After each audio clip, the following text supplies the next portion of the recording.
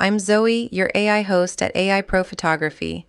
Let's talk about writing AI prompts that actually look like real photographs. AI photography prompts are not random descriptions, they are structured photographic instructions. And the quality of your image depends less on the tool and more on how precisely you describe it. Here's the difference. A weak prompt says, portrait of a woman. A strong one says, cinematic portrait of a woman.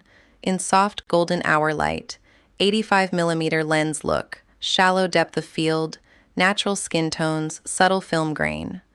One subject, two prompts, and the second is dramatically more realistic, because you guided the AI with photographic language.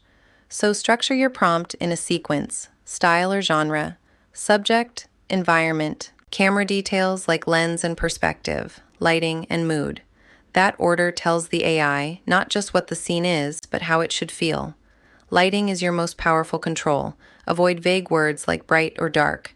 Use photographic language. Golden hour, soft window light, low-key studio, backlit sunset. Direction and softness decide realism. And avoid the common mistakes. Vague descriptions, conflicting styles, repeating adjectives, expecting the AI to guess your camera settings. Think like a photographer, controlling light, lens, and mood. That is what makes AI photography prompts work.